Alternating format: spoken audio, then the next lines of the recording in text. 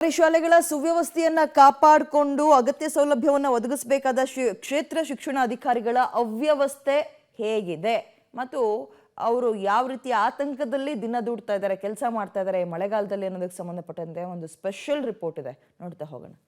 ಶಿಕ್ಷಣ ಸಚಿವರೇ, ಈ ಸುದ್ದಿ ನೀವು ನೋಡಲೇಬೇಕು. ಶಿಥಿಲಾವಸ್ಥೆಗೆ ತಲುಪಿದ ಬಿಇಒ ಕಚೇರಿ, ಜೀವ ಭಯದಲ್ಲಿಯೇ ಕೆಲಸ ಮಾಡ್ತಾ ಇರುವ ಸಿಬ್ಬಂದಿ. ಹೌದು, ರಾಯಚೂರು ಜಿಲ್ಲೆಯಲ್ಲಿ ಶಿಥಿಲಾವಸ್ಥೆ ತಲುಪಿದ ಸರ್ಕಾರಿ ಶಾಲೆಗಳ ಸಂಖ್ಯೆ ಏನು ಕಡಿಮೆ ಇಲ್ಲ. ಅನೇಕ ಶಾಲೆಗಳಲ್ಲಿ ವಿದ್ಯಾರ್ಥಿಗಳು ಶಿಕ್ಷಕರು ಭಯದಲ್ಲಿಯೇ ಪಾಠ ಮಾಡಬೇಕಾದಂತಹ ಮತ್ತು ಪಾಠ ಕೇಳಬೇಕಾದಂತಹ ಪರಿಸ್ಥಿತಿ ಎದುರಿಸ್ತಾ ಇದ್ದಾರೆ. ಆದರೆ ರಾಯಚೂರು ನಗರದಲ್ಲಿ ಸರ್ಕಾರಿ ಶಾಲೆಗಳ ಗುಣಮಟ್ಟ ಸುಧಾರಣೆಗೆ ಕೆಲಸ ಮಾಡಬೇಕಾದ ಅಧಿಕಾರಿಗಳು ಸಿಬ್ಬಂದಿಯೇ ಜೀವ ಭಯದಲ್ಲಿ ಕರ್ತವ್ಯವನ್ನು ನಿರ್ವಹಿಸುತ್ತಿದ್ದಾರೆ. ರಾಯಚೂರು ಕ್ಷೇತ್ರ ಶಿಕ್ಷಣಾಧಿಕಾರಿಗಳ ಕಚೇರಿ ಸಂಪೂರ್ಣ ಶಿಥಿಲಾವಸ್ಥೆಯನ್ನು ತಲುಪಿದ್ದು ಆಗಾಗ ಮೇಲ್ಛಾವಣಿ ಕುಸಿದು ಬೀಳುತ್ತಲೇ ಇದೆ. ಮಳೆ ಬಂದಾಗಲೆಲ್ಲ ಬಿಇಒ ಕಚೇರಿ ಸೋರುತ್ತಲೇ ಇದೆ. ಹೀಗಾಗಿ ಇಲ್ಲಿನ ಸಿಬ್ಬಂದಿಗಳು ಭಯದ ವಾತಾವರಣದಲ್ಲಿಯೇ ಕೆಲಸ ಮಾಡ್ತಿದ್ದಾರೆ. ಇನ್ನು ಎಷ್ಟೋ ಶಾಲೆಗಳಿಗೆ ಅಗತ್ಯಕ್ಕನುಗುಣವಾಗಿ ಕೊಠಡಿಗಳಿಲ್ಲ, ಶೌಚಾಲಯಗಳಿಲ್ಲ. ಆದರೆ ಸ್ವತಃ ಬಿಇಒ ಕಚೇರಿಯೇ ಮಳೆಗೆ ಸೋರ್ತಾ ಇದ್ರೆ ಶಾಲಾ ಮುಖ್ಯೋಪಾಧ್ಯಾಯರು ಮತ್ತು ವಿದ್ಯಾರ್ಥಿಗಳು ಯಾರ ಬಳಿ ಕಷ್ಟ ಹೇಳೋದು ಅನ್ನುವ ಸ್ಥಿತಿ ಬಂದೊದಗಿದೆ.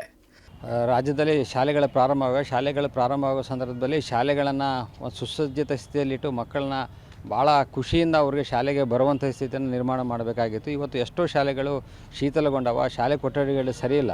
ಅದು ಒಂದು ಕಡೆ ಆದರೆ ಯಾರು ಇದನ್ನು ಮಾನಿಟರಿಂಗ್ ಮಾಡಿ ಇದು ಮೇಲ್ವಿಚಾರಣೆ ಮಾಡಬೇಕು, ಶಾಲೆಗಳು ಸರಿ ಇರಬೇಕು, ಶೌಚಾಲಯಗಳು ಸರಿ ಇರಬೇಕು, ಶಿಕ್ಷಣ ಸಿಗಬೇಕಂತ ಯಾರು ಅಧಿಕಾರಿಗಳು ಹೇಳ್ತಾರ ಅವರು ಅಧಿಕಾರಿಗಳ ಕಚೇರಿನೇ ಇವತ್ತೇನು ಕ್ಷೇತ್ರ ಶಿಕ್ಷಣಾಧಿಕಾರಿಗಳ ಕಚೇರಿ ಐತಲ್ಲ ಅದೇ ಶೀತಲಗೊಂಡದ. ಅದನ್ನೇ ದುರಸ್ತಿ ಮಾಡದೇ ಇದ್ದರೆ ಅವರು ಶಾಲೆಗಳನ್ನು ಯಾವ ರೀತಿ ದುರಸ್ತಿ ಮಾಡಲಿಕ್ಕೆ ಸಾಧ್ಯ ಅನ್ನೋದು ಒಂದು ದೊಡ್ಡ ಪ್ರಶ್ನೆ.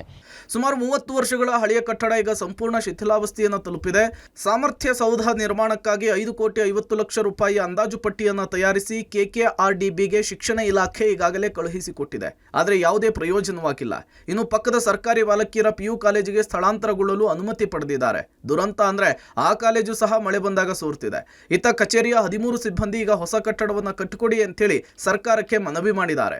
ನಮ್ಮ ರಾಯಚೂರು ತಾಲೂಕಿನ ನಮ್ಮ ಕ್ಷೇತ್ರ ಶಿಕ್ಷಣ ಕಾರ್ಯಾಲಯಕ್ಕೆ ಸಂಬಂಧಪಟ್ಟಂತೆ 1995ಕ್ಕೆ ಹಿಂದಿನ ಬಿಲ್ಡಿಂಗ್ ಕಟ್ಟಡ ಕಾಮಗಾರಿ ನಮ್ಮಲ್ಲಿ ಇದೆ. ಹಳೆ ಕಟ್ಟಡ ಕಾಮಗಾರಿ ಅದು ಈಗ ಶಿಥಿಲಾವಸ್ಥೆಯಲ್ಲಿದೆ. ಅದಕ್ಕೆ ಸಂಬಂಧಪಟ್ಟಂತೆ ನಾವು 2023-24ನೇ ಸಾಲಿನಲ್ಲಿ KKRDBಗೆ ಸಾಮರ್ಥ್ಯ ಸೌಧ ನಿರ್ಮಾಣಕ್ಕಾಗಿ ಅಂದಾಜು ಪಟ್ಟಿಯನ್ನು ನಾವು ಮಾಡಿ 5,50,00,000 ರೂಪಾಯಿದ್ದು ಅಂದಾಜು ಕನ್ಸ್ಟ್ರಕ್ಷನ್ ಕಂಪ್ಲೀಟ್ ಎಸ್ಟಿಮೇಟ್ ಕಾಪಿಯನ್ನು ಕೂಡ ಮಾಡಿ ಮಾನ್ಯ ಉಪನಿರ್ದೇಶಕರು ಕೊಟ್ಟಿದ್ದೀವಿ. ಅದು ಏನಾಗಿದೆ ಗೊತ್ತಾಗಿಲ್ಲ, ಇನ್ನೂ ಅದು ಸ್ಯಾಂಕ್ಷನ್ ಆಗಿ ನಮಗೆ ಇನ್ನೂ ಬಂದಿಲ್ಲ.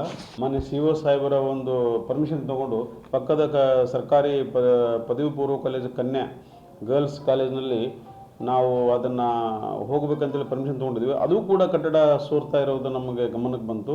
ಒಟ್ನಲ್ಲಿ ರಾಯಚೂರು ತಾಲೂಕಿನ ಸರ್ಕಾರಿ ಶಾಲೆಗಳ ಸುರಕ್ಷತೆ ಕಾಪಾಡಬೇಕಾದಂತಹ ಶಿಕ್ಷಣ ಇಲಾಖೆಯ ಅಧಿಕಾರಿಗಳಿಗೆ ಸುರಕ್ಷತೆ ಇಲ್ಲದಂತಾಗಿದೆ. ಯಾವಾಗ ಎಲ್ಲಿ ಛಾವಣಿ ಕುಸಿದು ಬೀಳುತ್ತೋ, ಏನು ಅಪಾಯ ಕಾದಿದೆಯೋ ಅನ್ನುವಂತಹ ಭಯ ಸಿಬ್ಬಂದಿಗಳಲ್ಲಿ ಮನೆ ಮಾಡಿದೆ. ಕನಿಷ್ಠ ಈಗಲಾದರೂ ಸಂಬಂಧಪಟ್ಟಂತಹ ಅಧಿಕಾರಿಗಳು ಎಚ್ಚೆತ್ತು ಅಗತ್ಯ ಕ್ರಮವನ್ನು ವಹಿಸ್ತಾರಾ ಅನ್ನೋದನ್ನು ಕಾದು ನೋಡಬೇಕಿದೆ. ಯಲ್ಲಪ್ಪ ಜೊತೆ ವಿಜಯ್, ಪಬ್ಲಿಕ್ ಟಿವಿ, ರಾಯಚೂರು.